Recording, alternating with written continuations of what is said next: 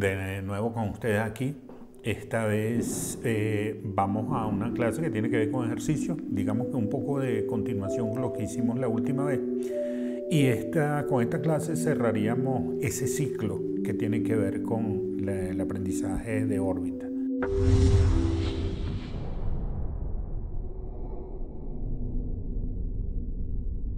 Para comenzar, lo que voy a fijar aquí en pantalla, en principio, son más o menos las ecuaciones y fórmulas que tenemos que utilizar.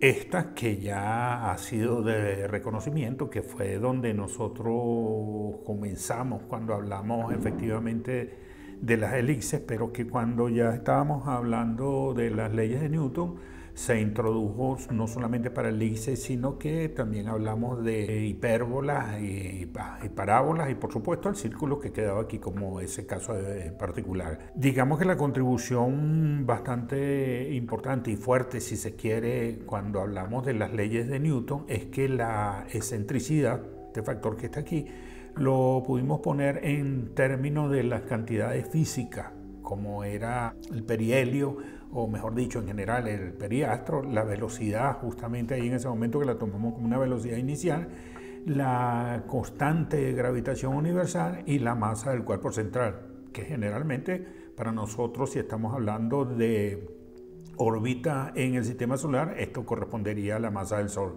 Y por supuesto, menos uno, que también sería una constante. Todo esto, en principio, es una constante, pero ahora determinada por cada uno de estos parámetros físicos que están aquí.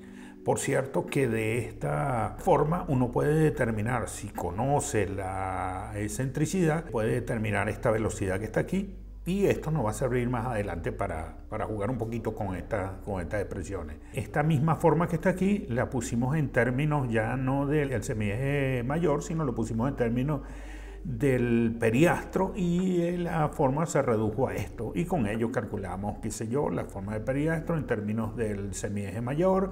Aparece por aquí lo que podría ser, en el caso de las órbitas cerradas, el apoastro, que correspondería en las órbitas gravitacionales con respecto al Sol del sistema solar, a lo que se conoce con el nombre de afelio. Puse por aquí otra relación que tiene que ver con el cálculo de la excentricidad, pero ahora en términos geométricos, donde ponía aquí en esta parte el semieje mayor y por aquí el semieje menor. Algo por ahí más o menos se viene colando, por decirlo de alguna manera, con algunos problemas que vamos a tocar hoy.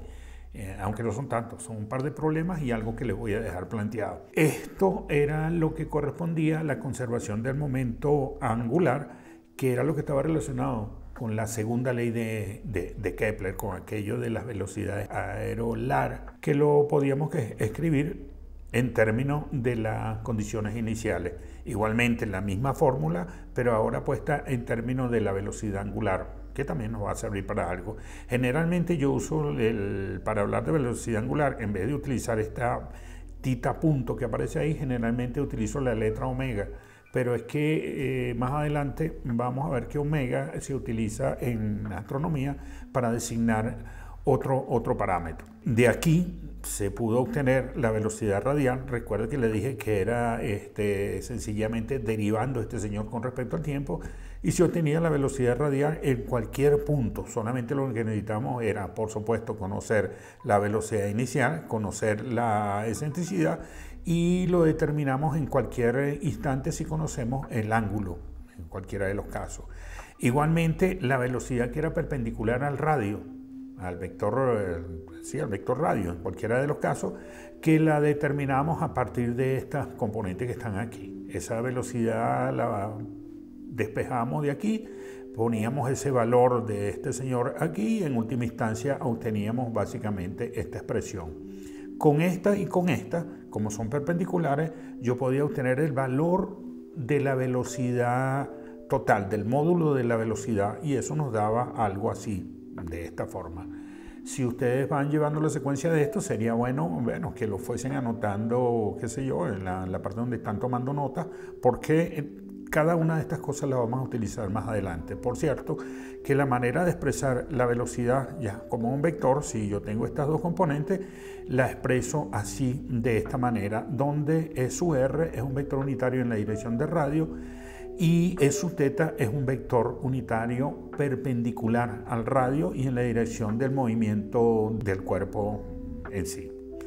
Por último, puse por aquí lo que sería la tercera ley de Kepler, ahora en términos newtonianos, y para ello, bueno, lo único que tenemos aquí, estamos relacionando el periodo de que se completa una órbita con el semieje mayor. Quería hacerle unos comentarios en relación a las órbitas, en relación a lo que nosotros hemos estudiado hasta ahora, lo que nos hemos planteado, para buscar de generalizar este tipo de cosas. Todo lo que hemos dicho aquí, hasta aquí, todo lo que tiene que ver con esto, lo estamos haciendo sobre el plano de las órbitas, sobre un plano, o sea, tiene bastante geometría en cualquiera de los casos, pero estamos restringidos al plano de las órbitas. Pero resulta que las órbitas reales en sí tienen otros parámetros que ayudan a tener la orientación en el espacio. Y siempre la orientación en el espacio va a ser algo relativamente difícil.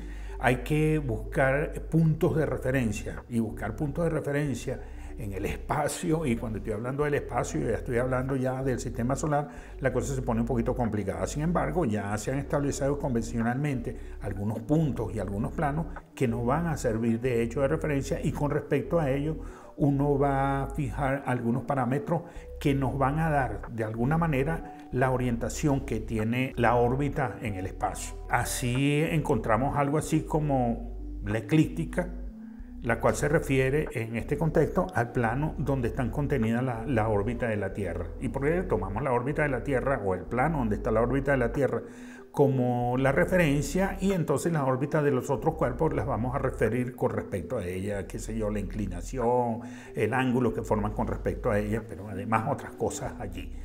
Aparece dos conceptos, esto que dice nodo ascendente y nodo descendente, que son los puntos donde la órbita del astro en el sistema solar intersecta la eclíptica, de sur a norte y de norte a sur respectivamente. Son dos puntos que van a aparecer por ahí, que nos van a dar de alguna manera referencia sobre el plano este que hemos tomado para tratar de ver la orientación de la órbita.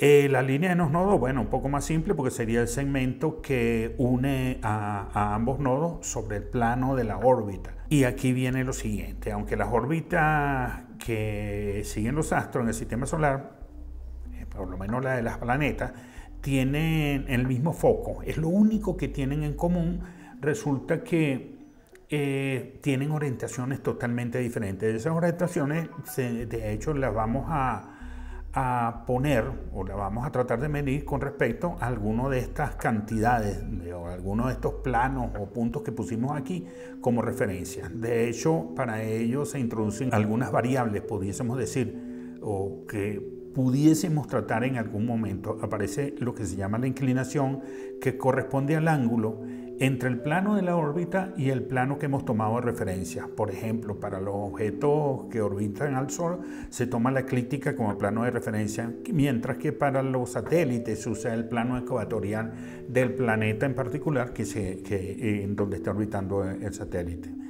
Aparece algo bien interesante aquí que se conoce con el nombre de argumento de periapsis. En este caso, periapsis está relacionado de hecho al periastro, en todo caso, y es el ángulo en el plano de la órbita entre la dirección del nodo ascendente, de este que hemos hablado aquí por esta parte, y la periapsis, o sea, el periastro. Me va a decir básicamente cómo está orientado la órbita sobre el propio plano. La longitud de nodo ascendente, este es algo que no habíamos considerado en ningún momento, y es el ángulo en el plano de referencia, en el propio plano de referencia, tomando una dirección fija hasta el nodo ascendente. Esto lo que me está diciendo es que en el espacio yo voy a ubicar algo, qué sé yo, una estrella, algo que yo considere fijo, para ver cómo está referido en el plano de referencia la orientación de la órbita.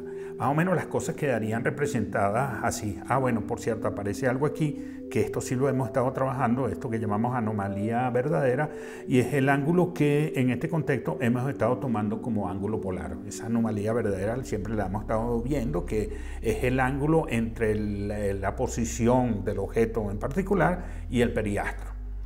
Más o menos las cosas quedarían así. En el plano de la órbita puede estar orientada de cualquier forma así. Pero resulta que esta línea que está aquí o este nodo que está aquí nos da una referencia para saber en qué punto, o mejor dicho, en qué dirección está orientado el periastro. Y esto nos va a decir más o menos cómo está orientado este señor en el espacio, en el propio plano de la órbita. Esto que aparece aquí es lo que nosotros llamamos ángulo polar, que ahí lo llaman anomalía verdadera. Ahora, estos puntos que aparecen aquí son los puntos donde la órbita cruza el plano de referencia, y el plano de referencia traté de ponerlo así de esta forma para que se viera que hay una proyección, que hay una inclinación. Aparece este omega que está aquí, que era la longitud de nodo ascendente, que nos daba de hecho orientación. Y se fija un punto, en este caso aparece el plano o el punto vernal. No les sé describir muy bien al respecto de esto, pero son puntos fijos. Esto tiene que ver de hecho con cuando el Sol se está moviendo en cierta dirección y demás. Uno podría buscar, digamos, la definición como tal, pero es como buscar un punto en el espacio que nos sirva de referencia, que tomamos como fijo, y con respecto a él empezamos a medir las cosas. Empezamos a pedir la orientación aquí en el plano de referencia, y respecto al plano de referencia luego medimos en el plano orbital. Yo sé que las cosas se complican un poquito, pero bueno, es la manera. Si nos queremos ubicar en el espacio, tenemos que buscar referencias para poderlo hacer, porque si no, no vamos a tener ninguna dirección definida. Y por último, esto de la inclinación, realmente lo que estamos mirando es la inclinación del plano orbital con respecto al plano que estamos tomando de referencia. Al completar esto, que era, digamos, la parte que me faltaba para completar todo lo relacionado con las órbitas, vamos a tomar, o mejor dicho, yo tomé un problema de una olimpiada pasada, que fue lo que encontré más relacionado con lo que estábamos haciendo aquí. Además, digo, no solamente tomé uno, disculpen, tomé dos problemas, y adicionalmente me inventé otro por ahí que creo que va a ser bastante curioso, va a ser importante porque tiene que ver con cosas actuales. Bueno, el primer problema que tomé, vi que hay una solución, aunque la solución que pusieron ahí, dan todo lo que tiene que ver, pero yo quise ponerlo aquí con más detalle, con la idea de que usáramos las cosas que más o menos hemos tratado aquí. Ese problema dice lo siguiente, está en inglés, lo copié exactamente en inglés. Pudiesen parar ahí el video, leerlo, interpretarlo, qué sé yo, y yo le tengo la traducción aquí, por lo menos la que yo hice, a mi manera. El título, Tierra Antitierra, y dice, imagine que existe una antitierra y se mueve a lo largo de la órbita de la Tierra, tal que pasa por el afelio en el momento que la Tierra pasa por el perihelio, y viceversa. Desprecia la interacción gravitacional entre la Tierra y la antitierra. Suponga que en un instante la Tierra está en el perihelio y la antitierra está en el afelio. ¿Cuál de ellas cruzará primero el eje menor y cuánto tiempo antes? ¿Pueden los observadores detectar la antitierra cuando la Tierra cruza el eje menor? Debería decirse, bueno, ese es mi eje menor, no importa. Ok, en todo caso, es jugar un poquito con la órbita de la Tierra, que es la única órbita que está allí, donde esa antitierra imaginaria también está circulando. No necesariamente van a estar opuestas en todo momento. En el único momento donde están opuestas es justamente cuando una alcanza el afelio y la otra alcanza el perihelio. De hecho, plantean que se desprecie la interacción gravitatoria entre ambos cuerpos. Efectivamente, aun cuando los pusiésemos, si uno habla de una antitierra en el término que lo están poniendo aquí, estamos hablando de un cuerpo que tiene exactamente la misma masa, el radio de la Tierra, qué sé yo, pero que se está moviendo un poco más allá. Eso, por cierto, es muy difícil que vaya a ocurrir. Este problema es muy imaginario. Veamos lo siguiente, veamos el planteamiento de esto. Partamos de acuerdo. De acuerdo a las características de ambos cuerpos, yo iba a poner esto en principio en inglés, pero decidí dejarlo así en español. De acuerdo a las características de ambos cuerpos, la velocidad aerolar, recuerden, según la ley de Kepler, tiene que ser la misma para ambos. Los dos se están moviendo ahí, cuando uno está en el afelio, el otro está en el perihelio y viceversa. Eso significa que se están tardando exactamente el mismo tiempo en completar un ciclo, porque si no fuese así, se encontrasen en algún instante. Las características orbitales de la Tierra, y por supuesto será de la antitierra también de la órbita, es que el semieje mayor es 149.6 millones de kilómetros. H0 resulta ser el perihelio, 147.1 millones de kilómetros. Q0 es el afelio, estoy utilizando la palabra mal, sería perigeo y apogeo en todo caso. Y la excentricidad de la órbita de la Tierra es 0,016667. Esto significa que la órbita es casi circular. Sin embargo, a pesar de que es casi circular, la voy a dibujar aquí. Cuando me toque dibujarla, la voy a dibujar un poquito achatada, sencillamente para resaltar los parámetros con los que uno tiene que trabajar. Digamos lo siguiente. Bueno, la velocidad areolar. ¿Cómo podemos calcular la velocidad areolar? La velocidad areolar, si nosotros tenemos el período y tenemos el área total, sabemos que es constante de acuerdo a la segunda ley de Kepler, y el área de una elipse es pi por A por B. A es el semieje mayor, B es el semieje menor, y por supuesto el período de la Tierra, y en este caso de la antitierra también, son 365 días en promedio. Por aquí puse una forma que se dedujo en geometría plana, que era la relación entre la excentricidad, el eje menor y el semieje mayor.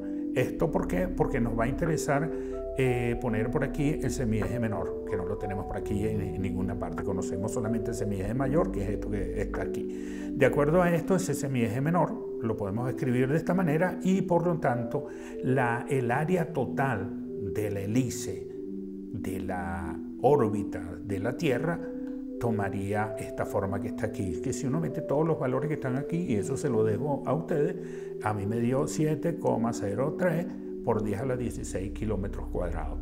De todas maneras, revisen ese valor. Bueno, no solamente revisen, hagan cada uno de estos pasos para que estén convencidos de lo que se trata. Bueno, si yo conozco esa área, yo puedo calcular la velocidad aerolar que tiene cada uno de estos cuerpos, la Tierra y la antitierra.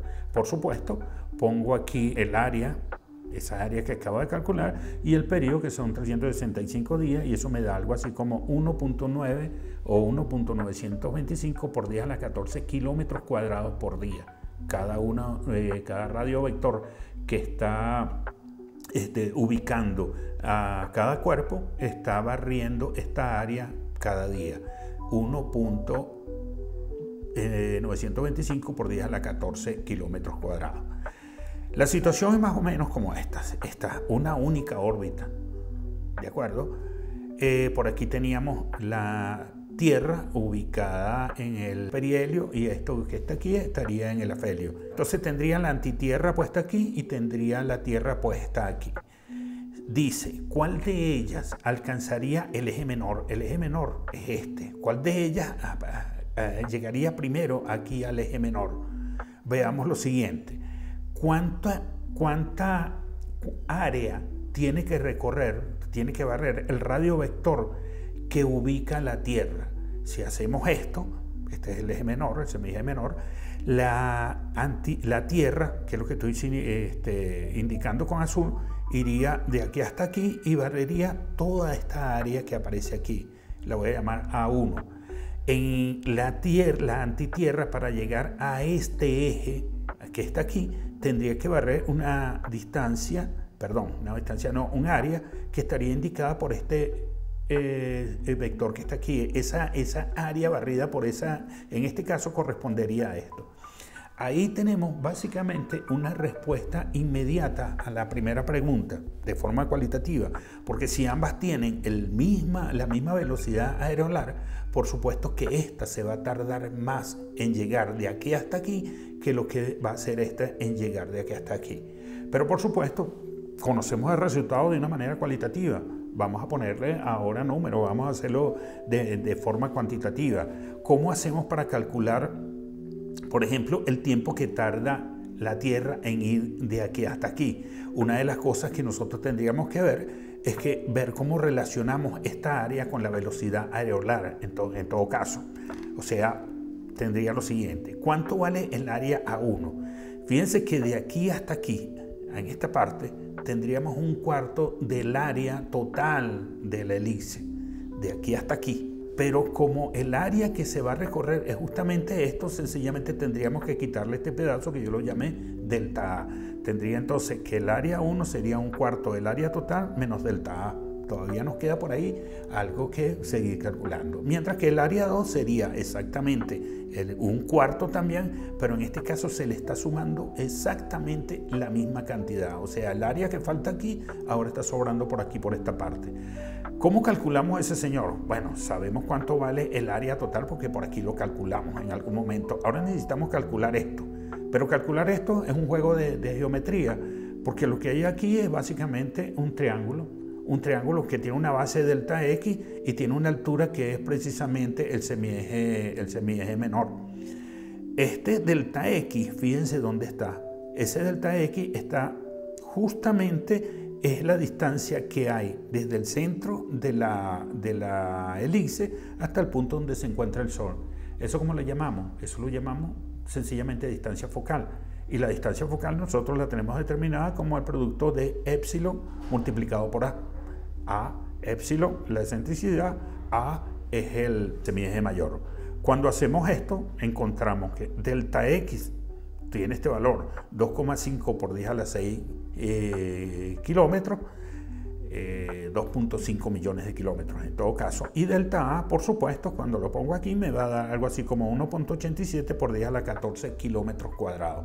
Conocemos esta área de una vez, inmediatamente conocemos cada uno de los valores de este señor.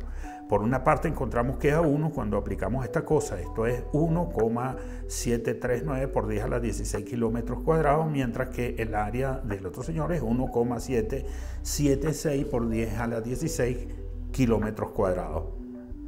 ¿Cómo calculamos el tiempo para que este señor vaya de aquí hasta aquí y el tiempo que se tardaría en ir de aquí hasta aquí? Bueno, sencillamente aplicamos un poquito de física y encontramos que ese delta T, vamos a llamarlo delta T1, que sería el tiempo que se tarda en ir de aquí hasta aquí, no es más que el área de este señor dividido entre la velocidad aerolar.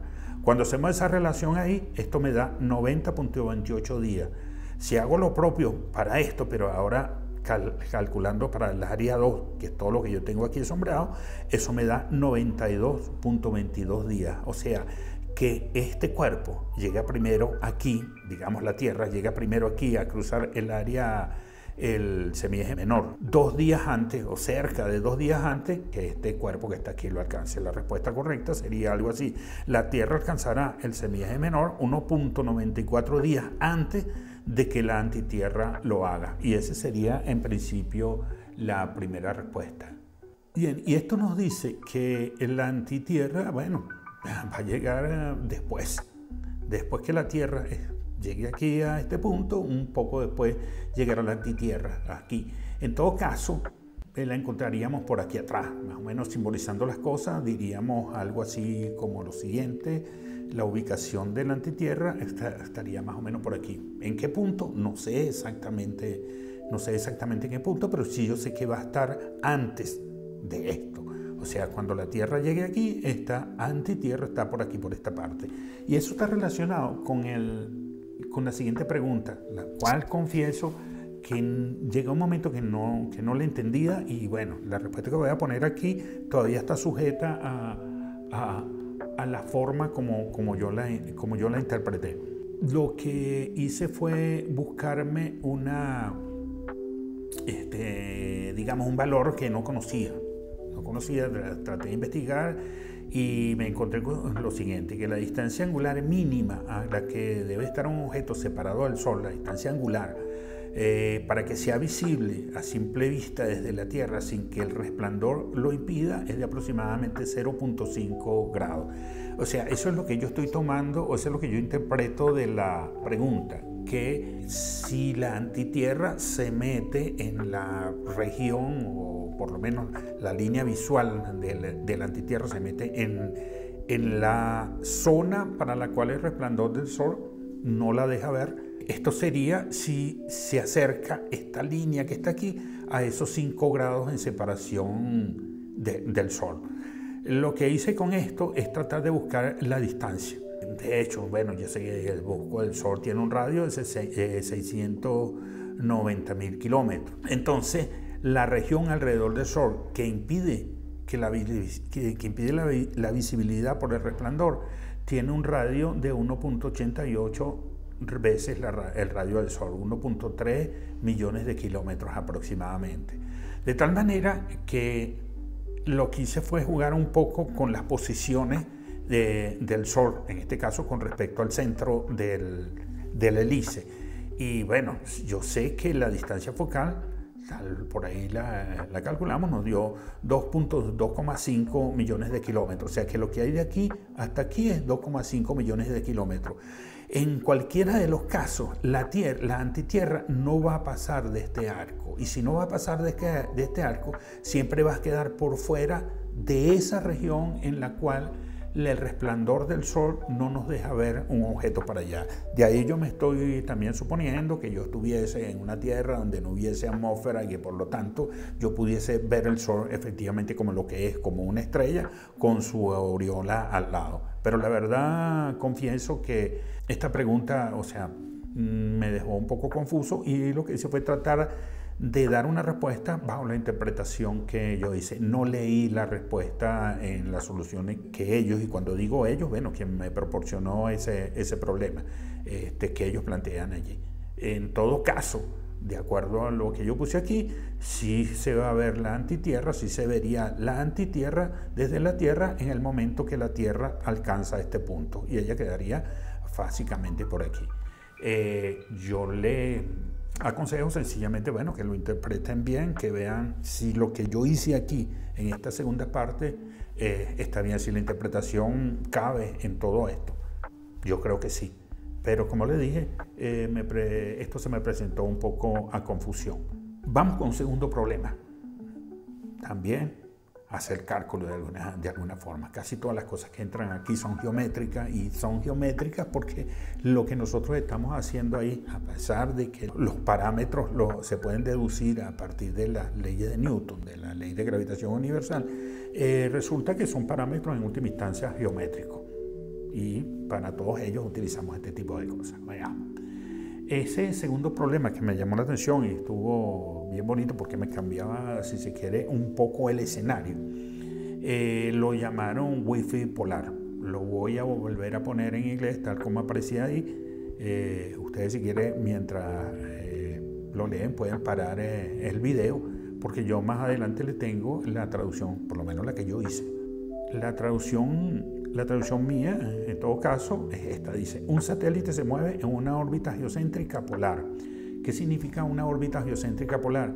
Que el satélite, que su órbita está pasando justamente por los polos. No es ecuatorial, no está inclinada, sino que es así como perpendicular al ecuador de la Tierra. Con un semieje mayor de 15.400 kilómetros y una excentricidad de 0.55. Una excentricidad de 0.55 me está diciendo que es una órbita bastante elíptica. Y un argumento pericéntrico, este es el que se puso por allá, de que se buscaba el ángulo que se formaba desde el nodo ascendente justamente hasta donde se encuentra el perihelio, en este caso el perigeo de este satélite, y nos dio 270, o mejor dicho, nos dicen que son 270 grados. Después dice: imagina un observador situado en el polo norte de la Tierra. El satélite emite una señal con una frecuencia f igual a 2 4,4 GHz. En el instante que el observador ve el satélite en el horizonte. Fíjate todas las cosas que nos plantearon allí. Están planteando sencillamente un satélite que se mueve en una órbita polar, o sea, pasa por ambos polos. Me están dando la ubicación, no de manera directa, pero me están dando la ubicación del apogeo, del perigeo en todo caso. Y esto nos va a permitir, si yo tengo esa ubicación de alguna manera, conseguir o utilizar la ecuación que nosotros hemos deducido para el caso de las órbitas gravitacionales, como en este caso.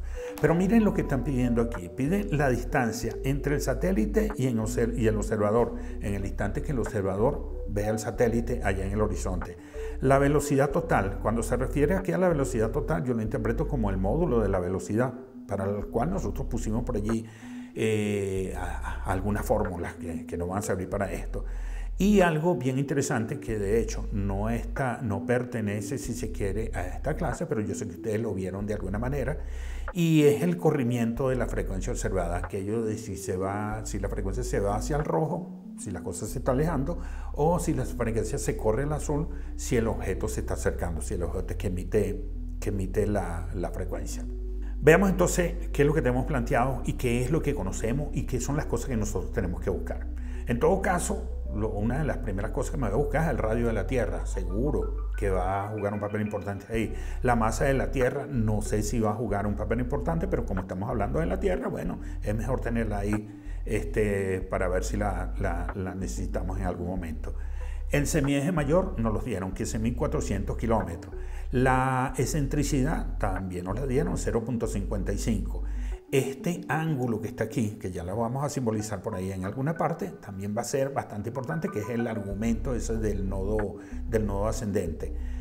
G, que es la constante de gravitación universal, generalmente reconocemos, la buscamos en los textos, el 6.67 por 10 a la menos 11 metros cúbicos, kilogramos, tal, qué sé yo. Yo lo cambié un poco aquí, donde estaba metros cúbicos, lo cambié por kilómetros para seguir utilizando las unidades que estaban aquí, y eso me dio 6.67 por 10 a la menos 20 kilómetros al cubo, kilogramos sobre segundo. Y por último, la frecuencia de la señal emitida hacia el observador. Veamos el planteamiento de qué es lo que nosotros tenemos.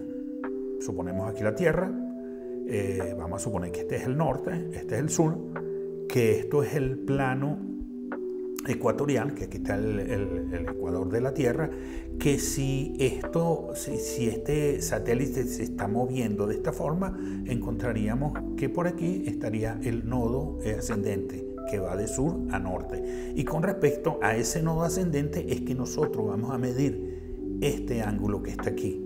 De hecho, si medimos ese ángulo 270 grados, lo que me está diciendo que el perigeo, en este caso, se encuentra justo en el polo sur. Se encuentra en la parte sur, 270 grados. Esto sería el perigeo, por supuesto, el apogeo sería esto, hacia acá, apuntando hacia el norte, y la órbita sería algo más o menos así, de esta forma. Ahora podemos nosotros empezar a poner cosas aquí, cosas como que, veamos lo siguiente, bueno, esta velocidad es posible que no la conocemos, pero nosotros vamos a poder determinarla con todas las cosas que nosotros tenemos aquí. Sabemos que esta es la ecuación que vamos a utilizar. Tenemos esto, este ángulo que está aquí, recuerde que es el ángulo que, ¿cómo fue que llamaron? Anomalía verdadera, que para nosotros era el ángulo polar, tomado desde aquí en la dirección del movimiento, ubicando la posición efectivamente en este caso del satélite. H sub 0, ¿quién es? H sub 0 es justamente esta distancia. Yo siempre le puse como H sub 0, y aquí voy a hacer un pequeño comentario. El comentario es que en astronomía creo que a esto lo llaman algo así como Q, o Q sub 0, Q mayúscula, creo que le dan. Pero siempre estoy haciendo el énfasis de que cada vez que aparece, yo le doy el nombre que le corresponde, por si acaso tienen que reescribir algo. Y otra cosa aquí es que yo he estado utilizando epsilon, porque alguna vez lo vi, creo que fue cuando estaba haciendo la cuestión de geometría, para indicar la excentricidad. Y en muchas partes me he dado cuenta cuando estaba leyendo que en vez de epsilon utilizan la letra E, sencillamente. Entonces, bueno, cualquier cosa, cuando lo están haciendo, hacen los cambios necesarios aquí para quedar todo en un lenguaje que comprenda a todo el mundo, o cosas que vayan a leer a otras personas. Bueno, en todo caso, calculamos por aquí este perigeo. Por cierto que nos da, miren lo que da, 6.930 kilómetros. Y miren cuánto es el radio de la Tierra. Quiere decir que ese satélite, con esas condiciones que están ahí, está pasando un poquito menos, diría yo, de 300 kilómetros hacia arriba. O sea, una cosa muy bajita. Pero bueno, ese es el problema que se está planteando aquí como tal. De aquí, de esta fórmula, que era la fórmula de la excentricidad en términos de la distancia menor y en términos de la velocidad, en este caso G es esto que aparece aquí, y la M que aparece aquí sería la masa de la Tierra. Yo dije que lo íbamos a utilizar, no sabía si lo íbamos a utilizar, pero sí, aquí aparece, esto es E. De aquí yo puedo determinar el valor de esta velocidad, que seguro que no va a servir para hacer otro tipo de cosas. La velocidad, si las veamos de ahí, nos da algo así como esto, y al final nos da algo así como 9.44 kilómetros por segundo. Bueno, si lo quieren ver por hora, sencillamente multiplican esto ahí por 3.600 en todo caso, si quieren verlo en kilómetros por hora, pero mantengámonos así, porque aquí mantuvimos ese tipo de unidades en todo caso. Bueno, veamos, ¿qué fue lo que nos plantean? Nos plantean que el observador vio el satélite justamente aquí en la horizontal, el observador que estaba en el polo norte. Y una de las cosas que yo tendría es que ubicar exactamente el observador para saber a qué distancia del satélite, o mejor dicho, para saber a qué distancia está el satélite del observador, o sea, esta distancia que está aquí. Pero veamos, de nuevo, como les dije, aparece aquí una relación geométrica. Una relación geométrica porque lo que nosotros tenemos, bueno, esta distancia que en principio no la conozco, pero yo sé que la puedo conocer, la puedo calcular por allí. Esto que está aquí es el radio de la Tierra y me interesa hallar esta distancia D que está aquí. Separemos esto porque aquí mira lo que se formó de hecho un triángulo, en este caso un triángulo rectángulo, y ese triángulo rectángulo identificado por D, esta distancia R, que vendría a ser básicamente la hipotenusa, y esto sería uno de los catetos adyacentes. Por supuesto que esto nosotros lo podemos conocer, y lo podemos conocer de qué forma. Bueno, en principio podemos ver que yo puedo reescribir, por ejemplo, RT en términos de esto y esto. O mejor dicho, R lo puedo escribir en términos del radio de la Tierra y el coseno del ángulo que forma. Chévere. Si hago tita más alfa, que tiene que ser igual a 180, bueno, cuando hago esto y separo de ahí alfa, yo puedo escribir esta misma relación que está aquí, la puedo escribir de esta manera. Y fíjense qué tenemos ahora. ¿Por qué escribí esto y por qué escribí esto? Aquí tengo una expresión que me da R, donde desconozco el coseno de este ángulo. Y el radio de la Tierra, bueno, por aquí lo puse como una de los datos, una de las cosas que tendría que averiguar. Y aquí tengo otra expresión que me da el radio, donde desconozco de nuevo el coseno del ángulo alfa y desconozco R. O sea que tengo dos ecuaciones con dos incógnitas que las puedo resolver sin ningún problema. Por ejemplo, agarrar esto, que es R, igualarlo a esto y despejar de ahí el coseno del ángulo. O sea, si yo hago esto, obtengo básicamente que el coseno del ángulo es igual a esto, pongo todos los valores que quiero, eso a mí me dio 0.45. ¿El coseno de qué ángulo? El coseno de este ángulo que está aquí. Bueno, pero mira, si tengo el coseno de ese ángulo, yo lo puedo meter aquí y obtengo el valor de R, o lo puedo poner aquí y obtengo el valor de R, que es esta distancia que está aquí.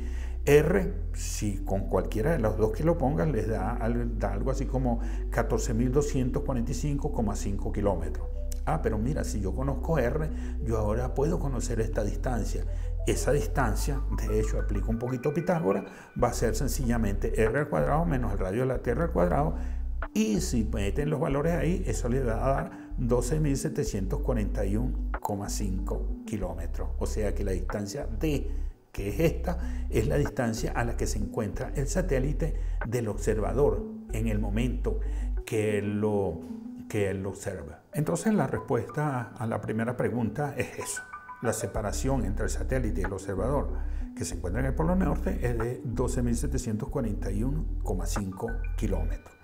Aprovecho en esta parte para calcular este ángulo y el otro está ahí, porque ya yo conozco ya yo sé que el coseno de alfa es igual a 0.45. Si quiero conocer alfa, sencillamente utilizo la función inversa y cuando utilizo la función inversa eso me da 63.26. Y si conozco alfa, yo puedo conocer ahora tita.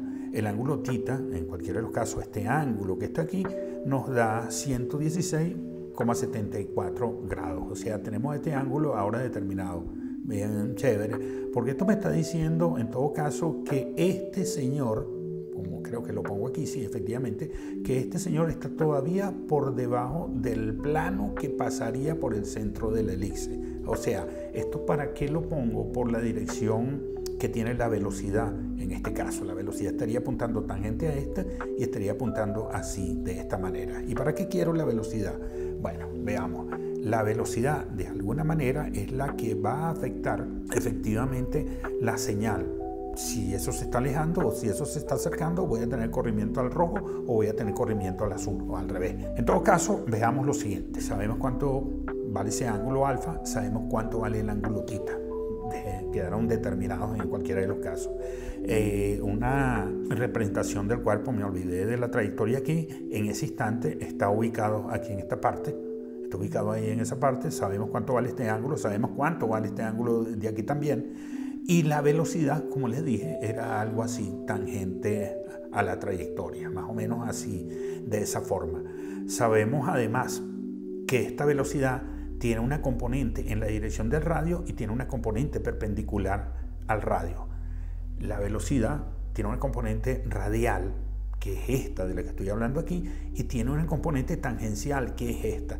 Ya esto lo habíamos puesto en la primera fórmula que yo le dije. Esa velocidad, esa componente radial, está relacionada efectivamente a este ángulo y la componente tangencial también está relacionada a ese ángulo. O sea, si yo conozco este ángulo, conozco la velocidad inicial, aquella donde empezaban las cosas, la excentricidad, yo tengo estos señores. Y vamos a ver para qué nos va a servir esto.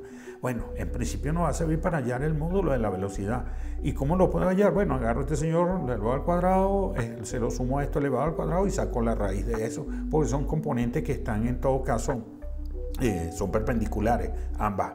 El valor de la velocidad como tal, cuando hacemos esto, y espero que ustedes lo hagan ahí con cuidadito, qué sé yo, va a ser algo así, de esta forma. Puse los valores ahí y cuando puse los valores esto me dio 5,47 kilómetros por segundo. Ya tengo la segunda respuesta a este problema porque una de las cosas que dice ahí, calcule la velocidad total, aunque aquello de velocidad total no me suena mucho para las cantidades que uno maneja cuando está hablando de física, pero bueno, interpretado así de esa forma, lo que está diciendo es que calcule básicamente el módulo. Fíjense lo siguiente, que esta velocidad guarda cierto ángulo con respecto al radio. Y si guarda cierto ángulo con respecto al radio, yo puedo saber efectivamente cuánto vale este ángulo, que va a ser de importancia para lo que nosotros queremos hacer ahora.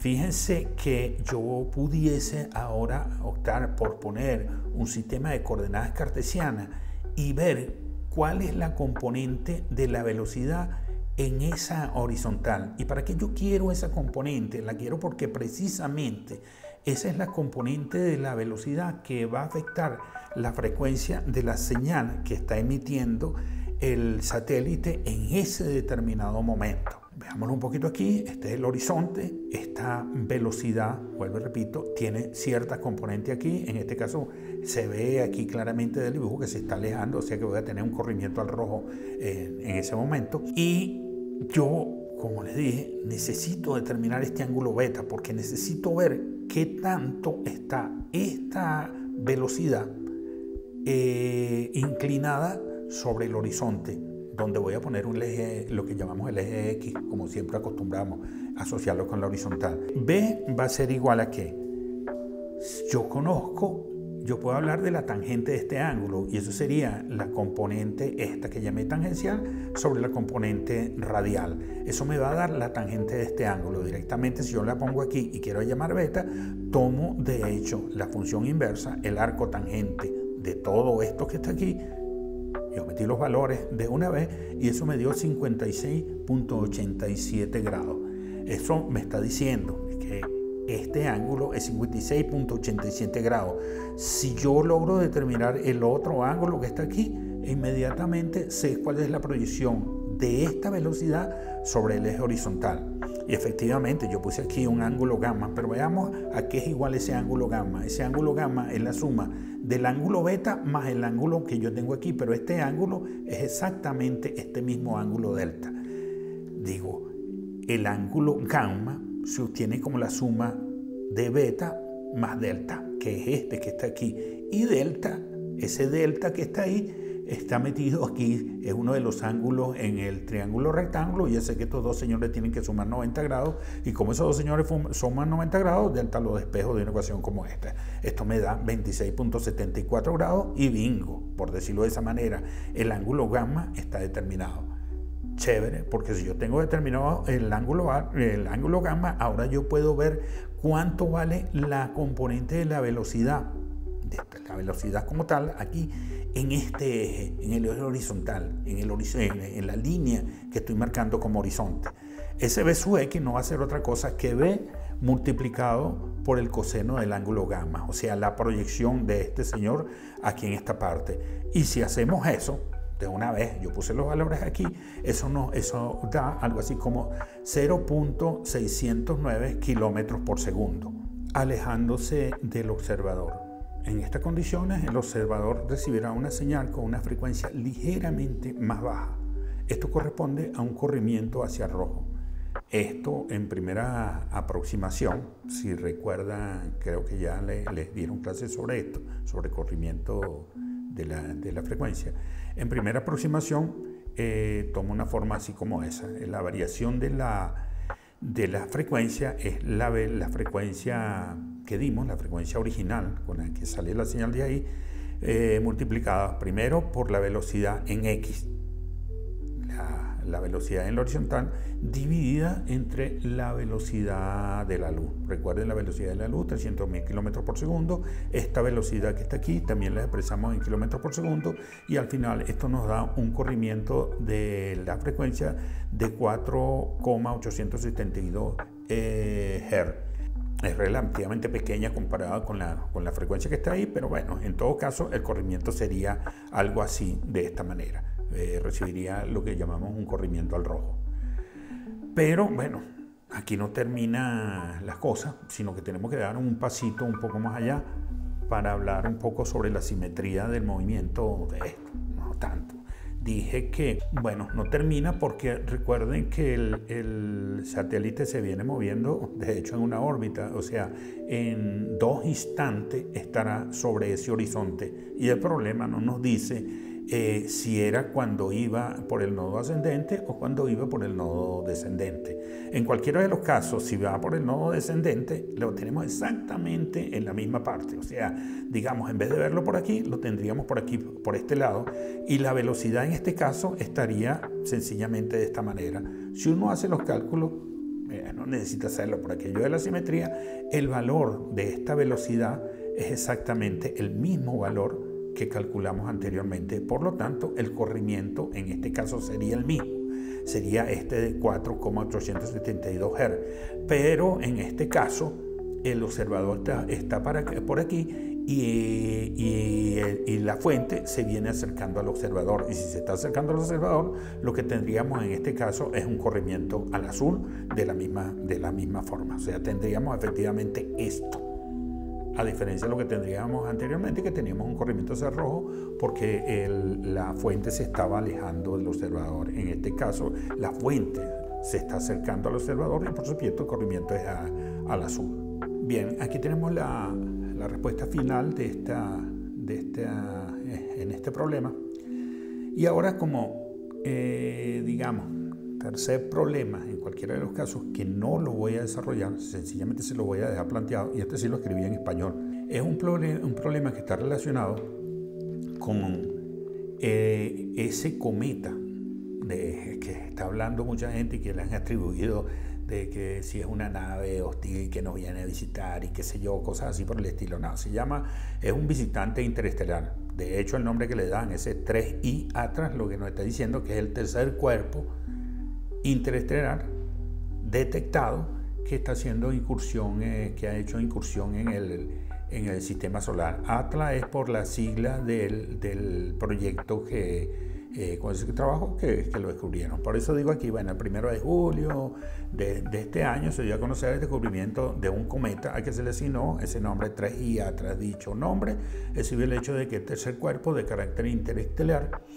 que se ha detectado haciendo incursión en el sistema solar. El descubrimiento de dicho cuerpo se realizó a través de los telescopios situados en Chile del programa Atlas para la detección temprana de objetos menores. Chévere. Teníamos que darle su crédito ahí a quienes descubrieron esto. Pero el problema que les voy a plantear, y digo, les voy a plantear porque se los voy a dejar, quiero que ustedes lo resuelvan y que luego se comuniquen conmigo si quieren o sencillamente lo pueden verificar porque hay bastante información del cometa, es el siguiente. Suponga que usted forma parte del equipo que debe analizar la trayectoria de dicho cometa. O sea, ya estamos ahí, usted es parte de eso. Y que con la finalidad de corroborar el origen extrasolar y advertir tempranamente un posible riesgo de colisión con la Tierra, le envían los siguientes datos. La posición al momento de ser detectado era R1, igual a 4,5 unidades astronómicas. Estoy hablando del plano de la órbita, ¿de acuerdo? El R que siempre hemos trabajado. Y que es θ 1, que sería eso que llaman la anomalía verdadera, que para nosotros lo hemos utilizado como el ángulo polar, es a 78.4 grados. Mientras que para el 30 de julio, ya había pasado casi un mes, R2 era igual la posición de 4,0 unidades astronómicas y la anomalía verdadera o el ángulo polar para nosotros era de 75,7 grados. Y aquí hay algo adicional con lo que no habíamos trabajado, que es la inclinación del plano orbital. La inclinación recuerde que en este caso corresponde a la inclinación con respecto a la eclíptica. Y fíjense bien en esto de 75 grados que nos está diciendo. Nos está diciendo algo que se está volteando así completico. Pero bueno, eso está dentro de las preguntas que le planteo aquí. Y las preguntas que le planteo son las siguientes, o mejor dicho, que le están planteando para que ustedes den respuesta al respecto. Se le pide que estime, primero, la excentricidad de la órbita. Vean a ver si con esos datos que están ahí pueden determinar la excentricidad de la órbita y tienen que recurrir a todas aquellas fórmulas que están allá y buscar de aquella fórmula algo que nos sirva para hacer la determinación de eso. La mínima distancia a la que se acercará al Sol. ¿Estoy hablando de qué? En este caso estoy hablando del perihelio. Buscar la manera de cómo calcular ese perihelio. La velocidad al pasar por ese punto, por el perihelio. Calcular esa velocidad que siempre la hemos estado llamando V0. La velocidad respecto al Sol en los puntos referidos. Quiero decir, los puntos referidos son estos. ¿Qué velocidad llevaba ese cometa cuando alcanzó cada uno de estos puntos? ¿Qué otra cosa se me ocurrió por aquí? ¿Cómo interpretaste el valor de la inclinación? También tiene que ver con la forma, cómo se está moviendo ese cometa dentro del plano de su plano orbital, con relación al movimiento de los planetas. Y la última, más importante aún, por el rol que está jugando usted en ese equipo, es la siguiente. ¿Cómo argumenta usted que se trata de un cuerpo interestelar? ¿Y qué puede decir acerca del posible riesgo de colisión con la Tierra? Bueno, mire, yo en principio pensé en resolverle este problema con todo lo que hay, pero me pareció después que lo mejor era que ustedes lo resolvieran con detalle, se expresaran las cosas con detalle y me lo enviaran. Bueno, el que lo quiera hacer, por supuesto. Seguramente que todas las cosas que están ahí las van a poder encontrar en noticias, porque está saliendo mucha noticia de esto, pero no tiene sentido de que las vean, o sea, de que las tomen de ahí, que los resultados los tomen de ahí. Yo lo que quiero es justamente que lo resuelvan para ver cómo manejan ustedes una situación como esta, pero además de eso es ver cómo manipulan, cómo hacen el manejo de las ecuaciones que están allá, de los valores, de cada uno de esos parámetros que están ahí. Bueno, mira, yo con esto cierro el ciclo de charlas que tenían que ver con este curso, vamos a llamarle así, de órbita. Bueno, por aquí de hecho me estoy despidiendo, no me queda más, que ahora sí lo voy a hacer, siempre me he saltado este tipo de cosas, que dejarle por aquí mi correo, que me gustaría que los resultados, lo que manejen de todo esto, la descripción que hagan, la resolución de este y de los otros, si hay dudas, me lo enviaran precisamente al correo para yo revisarlo y tener interacción con ustedes. Por los momentos dejamos esto hasta aquí y bueno, gracias por atenderme.